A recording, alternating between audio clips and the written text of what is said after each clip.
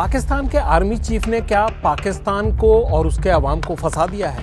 ये सवाल मैं नहीं उठा रहा हूँ, पाकिस्तान में ही उठ रहे हैं। प्रधानमंत्री शहबाज शरीफ के मंत्री उठा रहे हैं। नमस्कार, मैं हूँ जगविंदर पटियाल और आज बात करेंगे कि आखिरकार कैसे पहलगांव में सैलानियों पर हुए हमले के बाद पाकिस्तान में हालात बिगड़ गए हैं।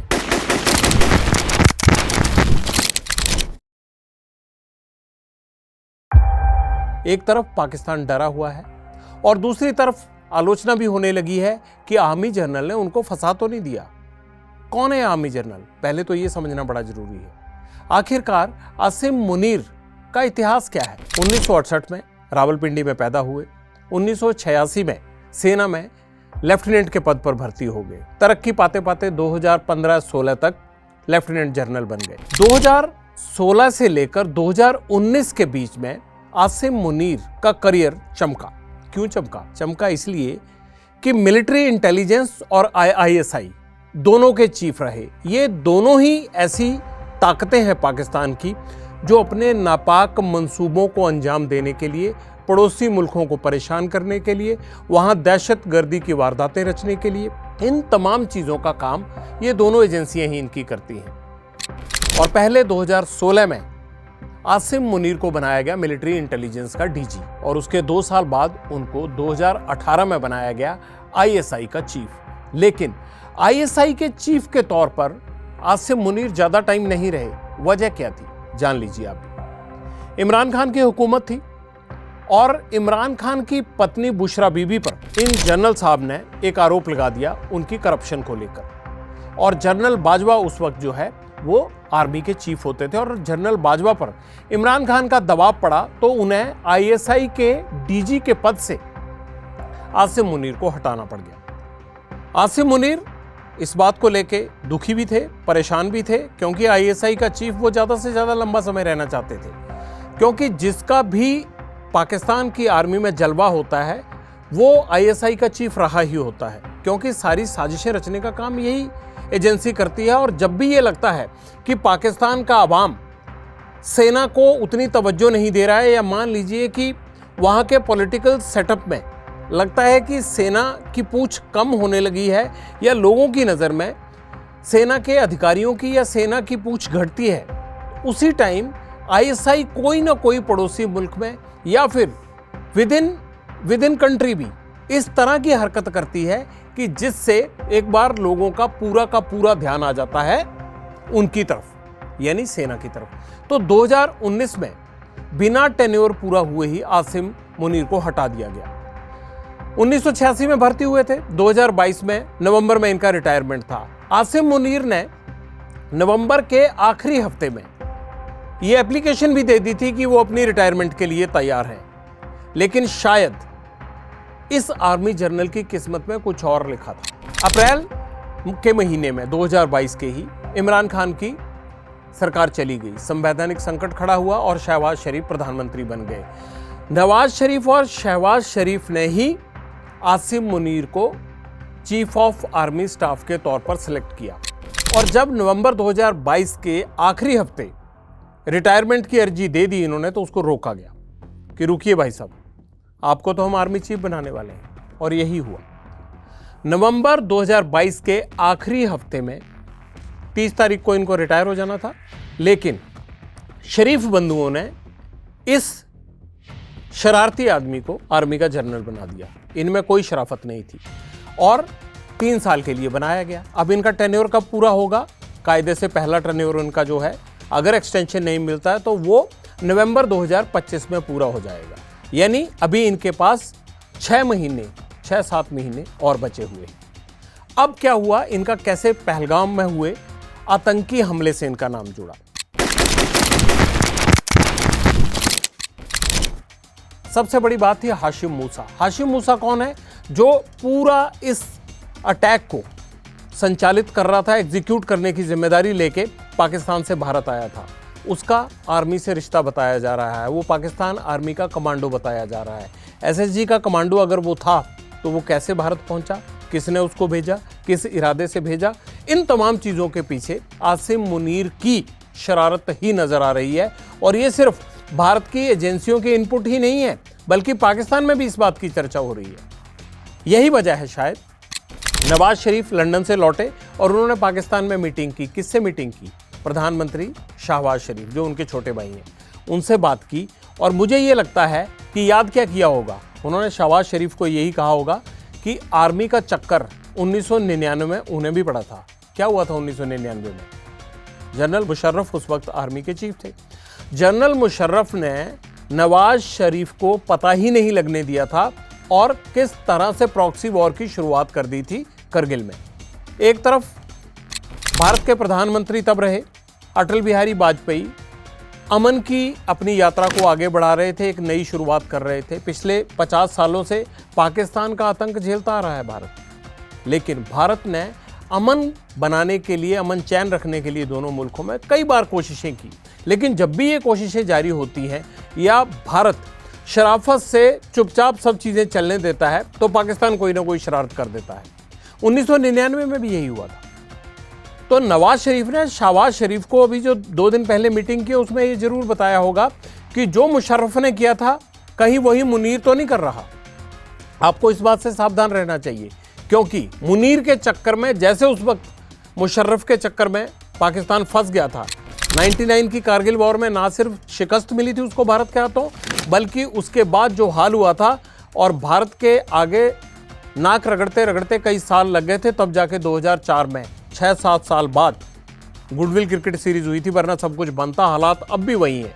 तो नवाज शरीफ ने अपने प्रधानमंत्री होते हुए जो कुछ भारत के साथ रिश्तों को लेकर झेला था आर्मी की हरकतों के कारण, वो शहबाज शरीफ को इस मीटिंग में ज़रूर बताया होगा। बताना तो चाहिए था उनको, क्योंकि कायदे से अगर दोनों मुल्कों के रिश्ते आतंकी हमले से खराब होते हैं और उसके पीछे आर्मी का हाथ है, तो जाहिर सी बात है कि उसका जवाब मिलना चाहिए। भारत उसी जवाब देने की तैयारी कर रहा है। अभी तक डिप्लोमेटिक तरीके से जो जवाब दिए जाने हैं वो दिए जा रहे हैं, लेकिन आसिम मुनीर की हरकत ने पाकिस्तान को रात की नींद से जगा दिया है। वो सो नहीं पा रहे हैं। और शहबाज शरीफ के मंत्रियों के ये बयान आ रहे हैं कि पाकिस्तान पर अटैक हो सकता है, भारतीय सेना अटैक कर सकती है। कोई कह रहा है कि भैया पता करो कि पंजाब की तरफ से, जम्मू कश्मीर की तरफ से टोल प्लाजा पर वे कॉल्स आ रही हैं कि यहाँ कोई आर्मी मूवमेंट तो नहीं देखा जा रहा है, बहरूपिये बनकर फ़ोन किए जा रहे हैं। सवाल बड़ा पाकिस्तान के लिए ये है कि निर्दोष लोगों को, मासूम लोगों को मारने की साजिश जिस आदमी ने रची है, सबसे बड़ी कार्रवाई तो उसके खिलाफ होनी चाहिए। भारत की दुश्मनी पाकिस्तान के अवाम से नहीं है, सिर्फ जिनके दिमाग में दहशतगर्दी की गंदगी भरी है, उन लोगों के दिमाग की गंदगी साफ करने के लिए भारत की पहल है, ना कि वहाँ के मासूम लोगों को तंग करने या उन पर कोई हमला करने की है। तो सवाल यह है कि शहबाज शरीफ मुनीर के खिलाफ कोई कदम उठा पाएंगे या उनके मंत्री डर डर के ये कहते रहेंगे कि भारत अटैक कर सकता है, दूसरे मुल्कों के पास जाकर रोते रहेंगे। आज सवाल ये है कि पाकिस्तान की सरकार कमज़ोर है।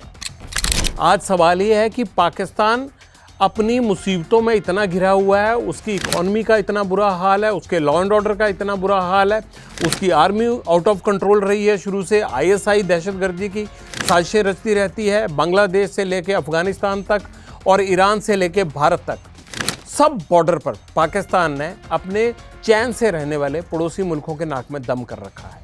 लेकिन अब परेशानी बढ़ी है, क्योंकि पहलगाम के हमले के बाद भारत का जवाब मिलेगा, इस बात के संकेत प्रधानमंत्री नरेंद्र मोदी ने साफ साफ दिए हैं।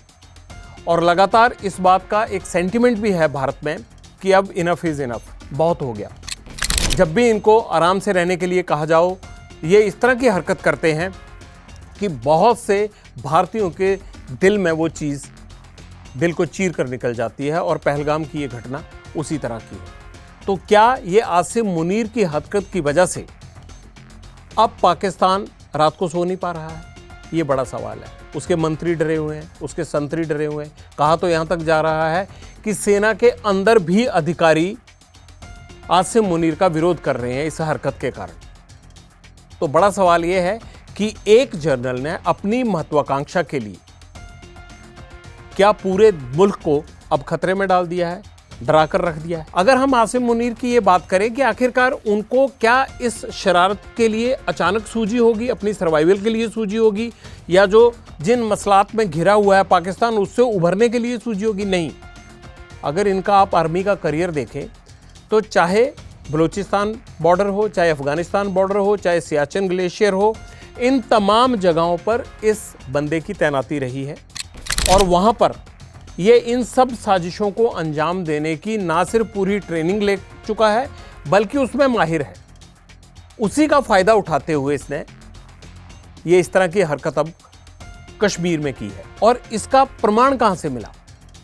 प्रमाण यहाँ से मिला कि इस आतंकी हमले जो 22 अप्रैल 2025 को हुआ, इससे कुछ ही दिन पहले यह आर्मी जनरल अपने ओवरसीज पाकिस्तानीज को एड्रेस करते हुए टू नेशन की थ्योरी देता है।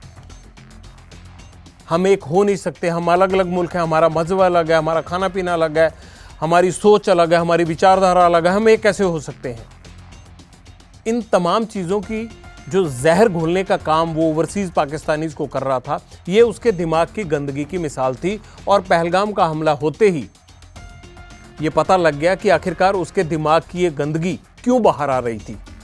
बेशक वो कार्यक्रम पाकिस्तान में हो रहा था, लेकिन आसिम मुनीर की वो गंदगी जिसकी साजिश वो रच रहा था, या जो जिस साजिश को अंजाम देने के लिए उसने अपने आतंकियों को, या ये कह लीजिए कि अपने पूर्व सैनिक को कश्मीर भेजा था, उन तमाम चीज़ों को लेकर वो एक तरह से बेनकाब हुआ उसी कार्यक्रम में। अब आगे की बात कर लेते हैं कि जो लोग आतंकी घुसे यहाँ, वो आतंकी क्या अभी घुसे थे? क्या हाशिम मूसा अभी इस प्लानिंग को एग्जीक्यूट करने के लिए आया था? हमारे इंटेलिजेंस इनपुट के मुताबिक नहीं, वो पहले आ चुका था। उसकी तस्वीर भारतीय एजेंसियों के पास थी, जम्मू कश्मीर में जो सिक्योरिटी फोर्सेस लगी हैं उनके पास थी, लेकिन वो ये मान रही थी कि अगर अनंतनाग और उसके आसपास मूसा का ग्रुप एक्टिव है तो हो सकता है कि ये जो यात्रा शुरू होने वाली है अमरनाथ की, उसको टारगेट करें। उसकी तैयारियों में सिक्योरिटी फोर्सेस इस ग्रुप पर नज़र रखे हुए थी, क्योंकि आमतौर पर सिक्योरिटी फोर्सेस का ये भी मानना है कि कश्मीर एक सैलानियों के लिए खुला रहने वाला प्रांत है और उसकी इकॉनमी में बहुत बड़ा हिस्सा टूरिज्म का होता है। तो टूरिस्ट पर अटैक इसलिए भी नहीं किया जाता क्योंकि वहाँ की जो लोकल सपोर्ट होती है वो टेररिस्ट को नहीं मिलती है। जब उनको लगता है कि हमारी रोजी रोटी खराब कर रहे हैं तो लोकल सपोर्ट घटती है। कश्मीर की बदनामी होती है कि यहाँ अगर घूमने जाएंगे तो आतंकी यहाँ मार देंगे, और ये अगर जियोपॉलिटिक्स में इसका एक अलग तरह से इसको अलग आईने में देखा जाता है, लिहाजा ये कोशिश की जाती है कि टूरिस्ट पर अटैक ना किया जाए। तो सिक्योरिटी फोर्सेस भी यही मान रही थी कि शायद टूरिस्ट स्पॉट पर ये इस तरह से टारगेट ना करें उसको, लेकिन अमरनाथ यात्रा को टारगेट कर सकते हैं। लिहाजा तैयारी उसी वजह से चल रही थी। लेकिन पहलगाम से 7-8 किलोमीटर दूर 3 पहाड़ों को क्रॉस कर कर या तो आप पैदल से जा सकते हैं या फिर एक घोड़े पे सवार होकर जा सकते हैं। बैसरन वैली है। जब भी आप पहलगाम जाएं कभी, ये पहलगाम वैली वैसे जो बॉलीवुड की फिल्मों के लिए बड़ी मशहूर थी, वहाँ पर शूटिंग्स होती थी, लेकिन अब ये पाकिस्तान के दिमाग की जो गंदगी है उसके कारण जो है राइफल शूटिंग होने लगी है। फ़र्क देख लीजिए आप। सो अक्सर जब भी आप पहलगाम पहुँचेंगे ना तो वहाँ घोड़े वाले मिलेंगे तो आपको कहेंगे कि बेताब फिल्म की शूटिंग में आपको पता है अमृता सिंह और सनी देओल ने कहाँ पर वो गाना शूट किया था घोड़े पे, वो हमारे यहाँ की वेस्टर्न वैली है। तो जो टूरिस्ट बैठे होते हैं होटल्स में, उनको लगता है कि क्यों ना उसे देख लिया जाए।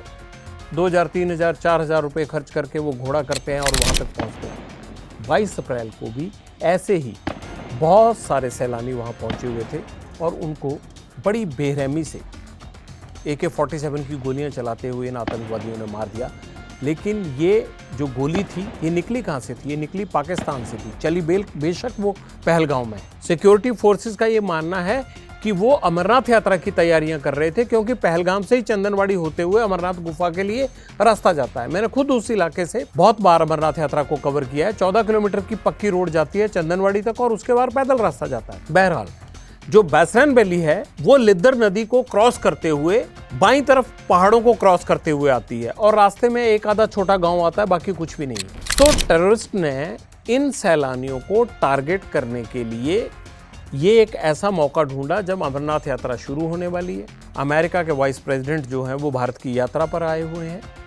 भारत तमाम चीज़ों को 370 को ख़त्म करने के बाद जम्मू कश्मीर में आगे बढ़ रहा है। चुनाव हो चुके थे, लेकिन इस एक घटना ने अब पाकिस्तान को रात को जागने पर मजबूर कर दिया है। जो हुआ सो हुआ, इसमें कोई दो राय नहीं है। लेकिन आज ना नवाज शरीफ शराफत से सो पा रहे होंगे, ना शहबाज शरीफ सो पा रहे होंगे। और इसकी वजह कौन है? आर्मी का वो जनरल जिसे इन दोनों ने ही 2022 में चुना था। अगर इमरान खान के साथ उनकी कंट्रोवर्सीज की बात कर लें तो इमरान खान ने 2024 में इल्ज़ाम लगाए थे कि ये आर्मी का जनरल उनकी पत्नी को जेल में पॉइजन दे के मरवा सकता है। जिस आदमी के खिलाफ उसके अपने ही देश में इस तरह की साजिशें रचने के आरोप हों तो आप अंदाज़ा लगा सकते हैं कि वो कितना घिनौना और कितना जालिम जनरल हो सकता है। तो बड़ा सवाल यही है आज कि जो कुछ सैलानियों के साथ हुआ पहलगाम में, अगर उसका कसूरवार अकेले जनरल आसिम मुनीर है तो उसको सज़ा देने का वक्त आ गया है और भारत उस सज़ा को देने के लिए पूरी तैयारी कर चुका है। मुझे दीजिए इजाज़त, अगले हफ्ते फिर बात करेंगे, फिर किसी न किसी ऐसे आदमी के बारे में आपको जो सुर्खियों में रहने के कारण अगर किसी बात को वारदात देने के लिए या भारत के अमन चैन को खराब करने के लिए, इंटरनल सिक्योरिटी के लिए खतरा होगा तो उसको भी हम बेनकाब करेंगे। नमस्कार।